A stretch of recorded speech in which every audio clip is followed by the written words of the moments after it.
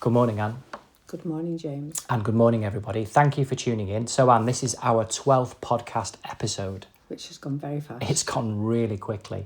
If this is the first time that you have tuned in, thank you. For the next half an hour or so, Anne and I are going to have a conversation without any particular plan or script, and we'll just see where it goes. Shall we get started, Anne? What do you think? Yes, let's get started. Okay, so before we went to record this morning, we were having a discussion and it was about humour, and it got me thinking, because you're often talking to me about humour today and about how it's changed for better and worse, and we can discuss that. But I was thinking about your life, and you've spoken with such wisdom about your childhood and life experiences whilst you were growing up, and it's fascinating to hear. So I suppose what I'm asking about is humour from your childhood and from your early adulthood and into your adulthood, how humour, a sense of humour and comedy and life has evolved, and your experiences of that. Does that make sense? It does make sense, yes. Okay. So, as a child, I was brought up with a mother who was one of 9 siblings. Yes. So there would always be lots of people. Yes. In the house. Always people talking and laughing. Yeah. Because it's like sisters and brothers. There were no brothers because they were away at war. So Okay. It's mainly women. But you had a younger brother? I had a younger brother, yes. Yes. He was 2 years younger than me. Okay. So I think we were taught to laugh at ourselves in those days. Okay. Because that's the type of humour that we needed. It was during a war. Yes. So we had to bring humour into it, because if there was no humour, there would only be fear. So sometimes humour was used Yes. to cover up fear.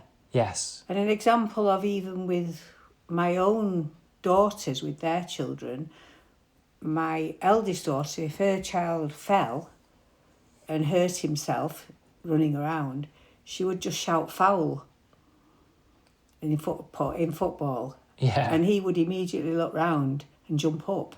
Right, okay. Because he understood, at a very young age, he understood football. Yes. So it took away Yes. the fear that he had. Yes. So that's the type of humour I was brought up with. Yeah, it's a good point. We do that, don't we? We often react to other people's reactions. Yes. So if somebody else is afraid or somebody else is worrying, we pick up on that, particularly from a child's perspective. Yes. So that makes total sense, that if you create a certain atmosphere, a certain energy, you're giving the child the cue to behave a certain way, as if it's okay, don't worry, or come on, get up, and you're teaching humour. Which I understand, I'm sure everybody listening understands, yes. So humour was used as a defence mechanism, a release, and because times were so hard, it was a way of getting through. Yes.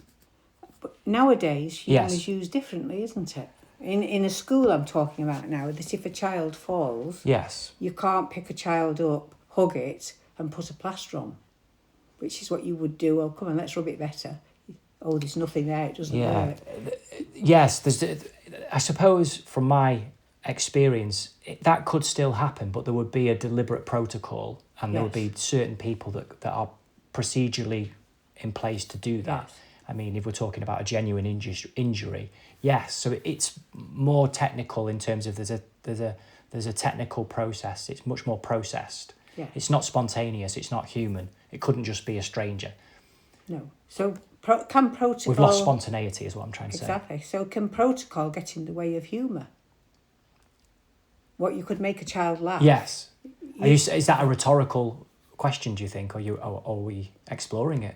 I think we can explore it, but okay. But for me, why I'm asking that question is that if a child falls and I would say, oh, you've just cracked the pavement. Look what you've done. You've just cracked the pavement, which takes the child's mind away from any pain, or it's often the shock as well, isn't it? Yes. The injury itself can also be very painful, and I'm sure everybody listening has had a fall or a bump or something, that hurts. And it's often the shock of it that can take our breath away. And particularly when we're younger, that's what we cry over, isn't it? The shock. Yes. And almost, if people are watching as well, a sense of embarrassment. and we get then embarrassed about the fact that Yes. we're crying, and it completely escalates from that position, and then the tantrum is born. Maybe that was just me, but there we go. Yeah. So there we go. So what you're saying makes total sense to me. So you feel, without any doubt, that humour has changed. Yes, And definitely. and today it's different. Which is an obvious thing to say because it has changed. Of course it's different. Yeah. I suppose I'm asking, in which way is it different? Well, sometimes humour nowadays can be sick, a bit sick, Yes. and to the detriment of somebody else with intent. Yes, there That's does. the part I don't like. It I can think be it's with intent. yeah. I understand what you're saying. I don't mean to speak over you. It just really brought something forward. I do know, and I think it's a fair thing to say, that there's always a little bit of malice with humour. There's always a little bit of malice. But you're right, there is an undercurrent of something that's maybe shaping us a little bit more nasty and malevolent. I may be dramatising it a little bit, but humour's become weaponised, where people are able to say something mean through what they perceive to be humour, and then they, just in case there was any doubt in terms of whether it was appropriate, it would be followed up with, "I'm only joking." Yes. You know I'm only joking.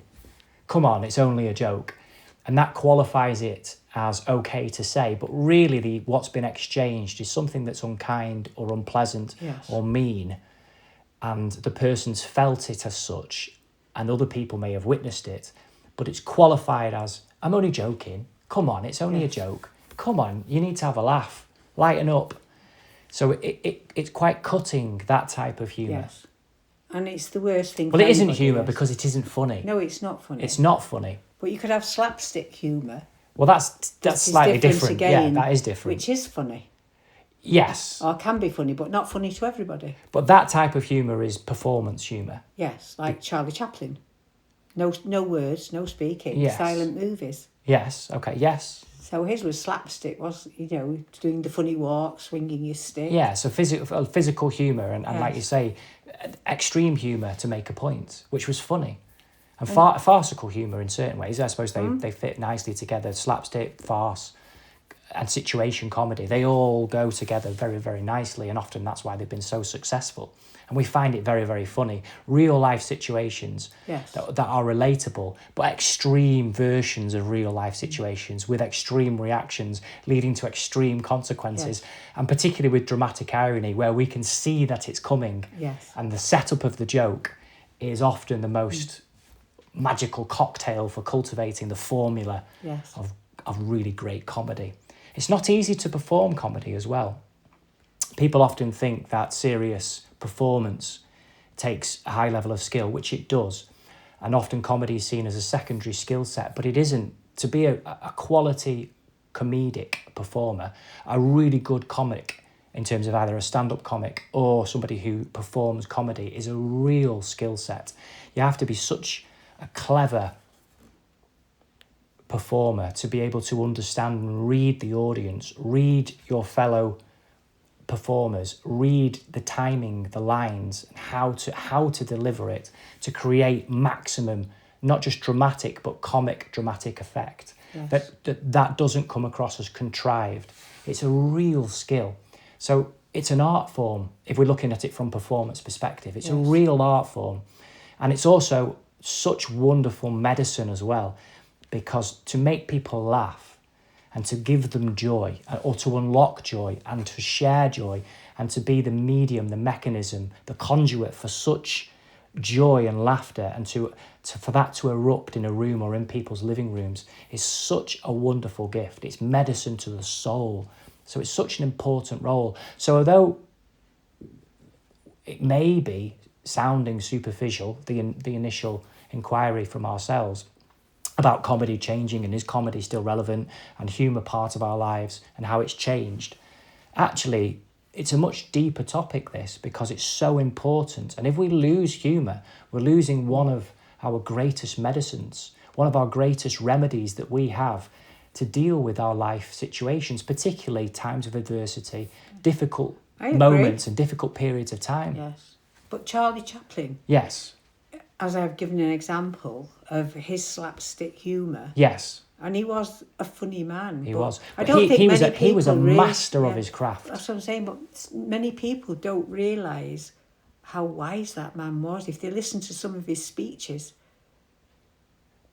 I think you're thinking, if I'm right, about a film that he did towards the end of his career, The Yes. Great Dictator. Yes. There's a famous speech. The man who said nothing Yes. stood up and delivered the speech of speeches, Yes. which is I think is a sort of a spoof about fascist Yes. regimes, and obviously a very famous fascist regime of the time around the late 1930s, Yes. early 1940s.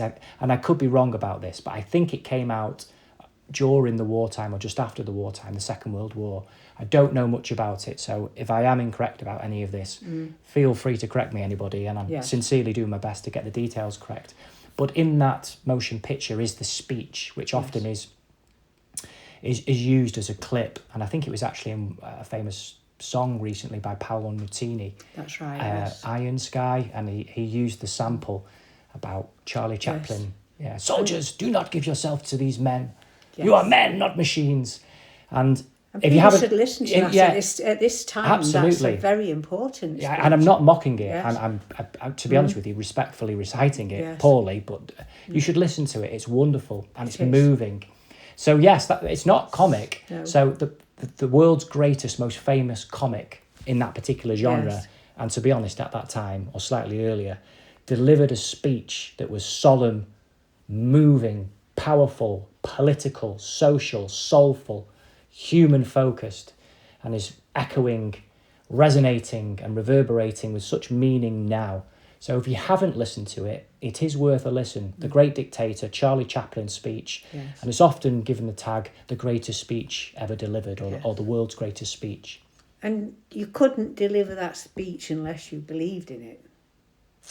Nobody's that good an actor to... I would agree with you. For when you're listening to it, you know it's coming from his heart. Yes. But also, another thing that I think about with humour is... Yes. We use humour to cover up our own feelings a lot as well, don't we? Yes, we do. And often to our detriment. Yes. And I'm sure everybody listening can relate to that, is that we often feel embarrassed, so we'll laugh a situation off. We will use humour to distract people's attention away from ourselves, or to highlight somebody else or a particular situation. And that's not bad, but I do think sometimes it can be at any one particular person's detriment. So it's a tool that we use so much in our lives. Yes, the thing with me at school, if I got into trouble at school, it would be for laughing. Always for laughing. Yes. But I laugh when I'm nervous. Okay. So if somebody falls over and breaks the leg in front of me, I will laugh. You made me laugh. And I can't help it. Well, that's an extreme example. It is an extreme example, but it's true. So laughter sometimes... Yeah, it is true, and I understand. you're- I'm sure everybody listening has can relate to that, what you've just said. So yes, so humour. This is the thing that's made me think is that, I mean, we went to see this play. Yes. And it made me think about different types of humour, and that's why I'm talking about it now. Well, we went to see with some friends, didn't we? Yes. This weekend we went to see The Vicar of Dibley, a Yes. play adaptation of the famous 1990s sitcom with Dawn French as the vicar. Yes. I think Richard Curtis wrote the sitcom, hugely successful. And this was a adaptation with different actors in it, and it either followed very, very closely or was a literal adaptation of a very famous Christmas episode, the one where the character Alice, the vicar's best friend, is actually pregnant with Hugo, who is the son of the councillor of the village. And she's pregnant and she's coming to term, but she's also in the nativity play playing Mary, and she ends up in the barn and she ends up in labour, but everybody thinks that she's acting and is praising her on such a moving method acting performance, and everybody's so mesmerised and drawn in by her performance, but she's actually having a baby, and then the farcical fallout as everybody realises that she's having a baby, and the humour that comes from that. So we had an interesting evening, didn't we? And it was packed, the theatre that we went to see it in. It was absolutely packed, and I mean every single seat. Car park, all the streets in the local area was packed with cars. Every seat in the house sold out, and there was a lot of laughter, wasn't there? So obviously people were hungry for it and did appreciate it. How did you find it? I found it was a generational thing again as well. The Yes. majority of people there were of a certain age. Older, with the greatest of respect. I was being respectful. Yeah, to I myself. wasn't being disrespectful. Yeah. Of a certain Yes. age.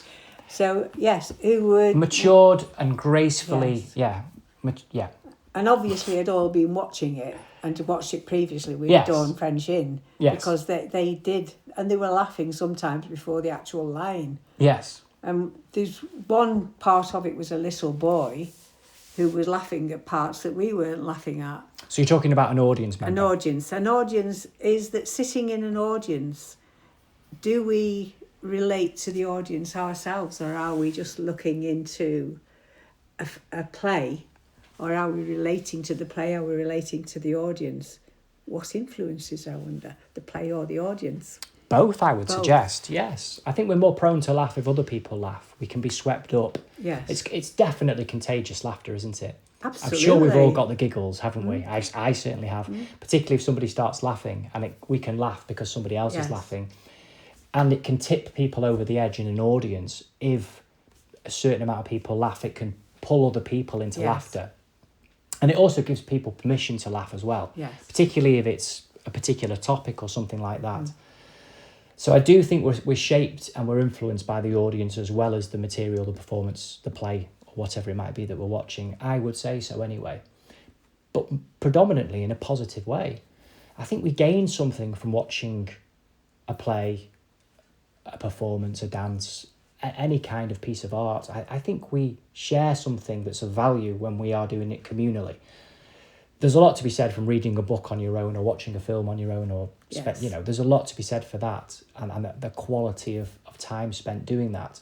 But I do think the act of going out together to the theatre, particularly to theatre, is so important because it's a medium that is for the people, by the people, communicating issues that are relating to the people. And the stories that are told are in the moment.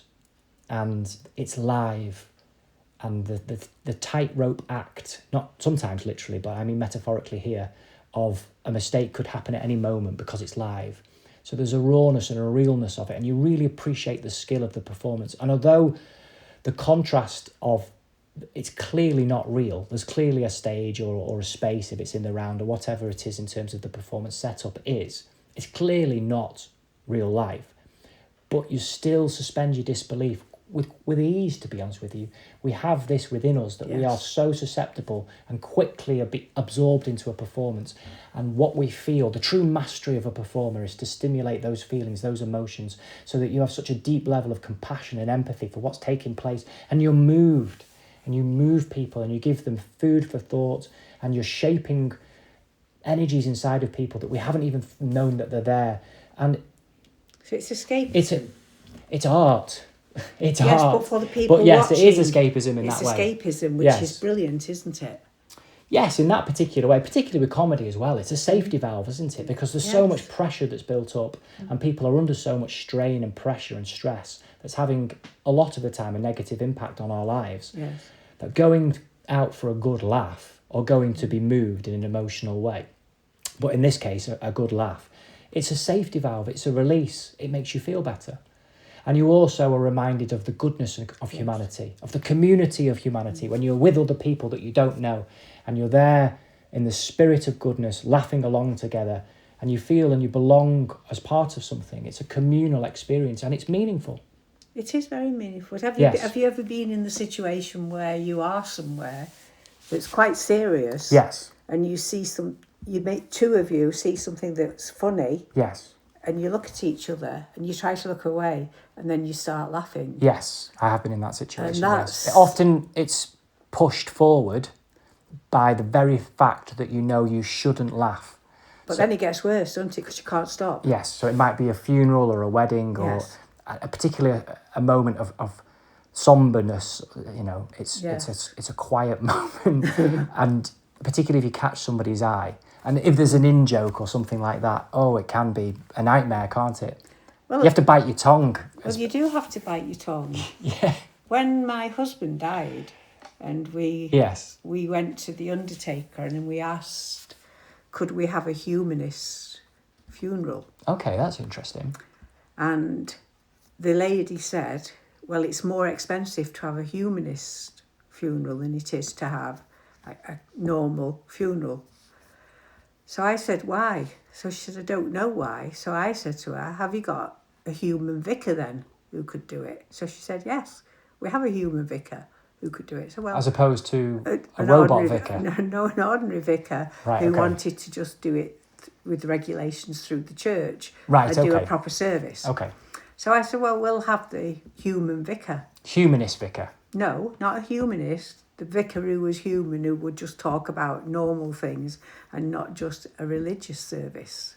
And it planned. Okay. But I didn't know anything about this man. And he came to the house, took all the details. And then on the day of the funeral, when we arrived, the vicar came out with a gold waistcoat on and a yellow bow tie to take the service. So he looked like Paul Daniels? Yes, so he was and he came out and he said, we have a problem. Yes. We, the grand we. So Okay. I said, well, what is the problem? And he said, I've forgotten everybody's name. And I've not got my list with me. Okay. So as he started the service, he got everybody's name wrong. Right, okay. Till in the end, everybody dealt with it until my eldest grandson, when he got his name wrong, Yes. he burst out laughing. So, of course, that started The all ripple of of his laughter, laughing. The yeah. ripple of laughter on the front row Yeah. was we were all laughing and shaking. Obviously, the people behind in the congregation didn't know and they all thought we were sobbing, Right, okay. Which only added probably to the humour. which adds to the humour. Yes. But the situations in life that you can't change, aren't they? Something No. like that No. you can't plan, you can't change. But obviously, that lightened that moment. So maybe it was perfect. It was perfect. It was absolutely... Unexpectedly perfect. Yes. Yeah. In a way that if you'd planned it, it wouldn't be so. It No. had to happen like that. Yes. And that's when humour is at its best, really, isn't it? Yes. Because humour can deflate a situation. So how true is that old adage of if we do not laugh, we'd cry? Yes. So it's such a true adage, isn't it? That often it's right on a knife edge and you can choose to laugh or cry. Yes. So that's life itself, isn't it, Yeah. really? Is it a comedy or a tragedy? Sometimes I'm sure everybody listening feels the same to some extent, probably a very large extent, that sometimes you just have to look around and laugh and just think this is a joke. Sometimes a sick joke, sometimes a funny joke, but it is just a joke. Life is a joke. Yes. Unfortunately, at the moment, it's not that funny. But we're encouraging, I suppose, this morning to reflect upon how life can be funny, genuinely funny, Yes. and how we can build a sense of humour again. And we've both grown up in a part of the world where a sense of humour's part of the culture, part of Yes. life.